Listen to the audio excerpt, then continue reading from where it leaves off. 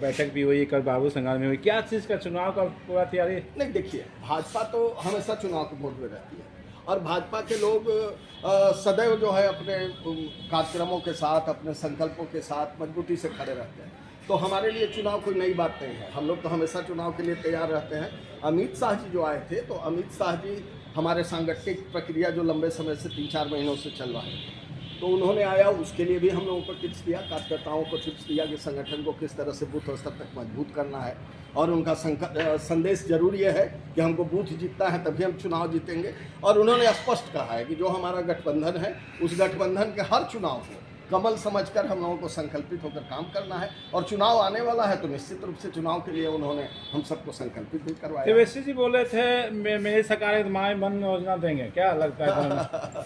उनकी सरकार होगी तो वो क्या करेंगे, वो बिहार की जनता जानती है, क्योंकि 15 सालों तक उनकी सरकार को झेल चुकी है बिहार की जनता। और सिर्फ झेली नहीं है, उस 15 साल की कल्पना भी अगर हम करते हैं और बिहारवासी करते हैं तो रूह कांप जाती है, महिलाएं डरने लगती हैं।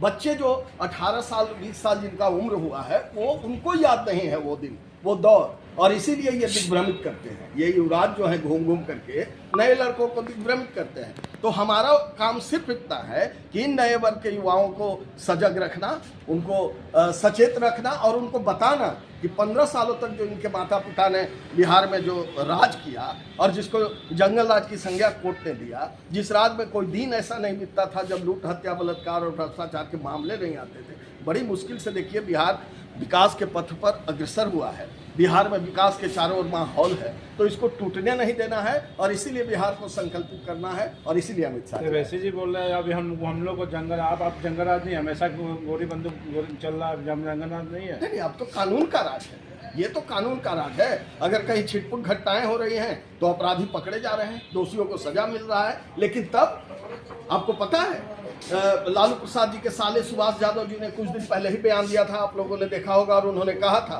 कि जब लालू राबड़ी की सरकार थी बिहार में, तो अपराध के जो घटनाएं हुआ करते थे उनकी पृष्ठभूमि कहाँ लिखी जाती थी? मुख्यमंत्री आवास में। ये उनके परिवार के लोग बोल रहे हैं, तो इस बात को बिहार की जनता जानती है।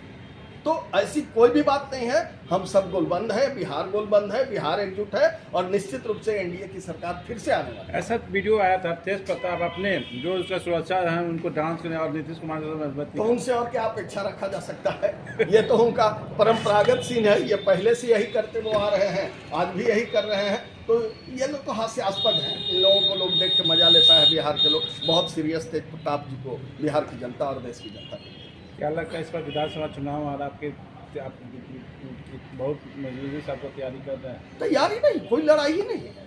देखिए, हम लोगों की तैयारी जो है ना, वो प्रचंड बहुमत से चुनाव जीतने की है। 2025 225 ये संकल्प सरकार को बनना है। आरजेडी वाले बोले इस बार बीजेपी फतह साहब और आरजेडी का सरकार आएगा। तो पहले भी दिल्ली वाले भी बोलते थे, ये तो दिल्ली वाले भी बोलते थे कि आपको 7 जन लेना पड़ेगा दिल्ली से हमको कबाड़ने के लिए। क्या हुआ?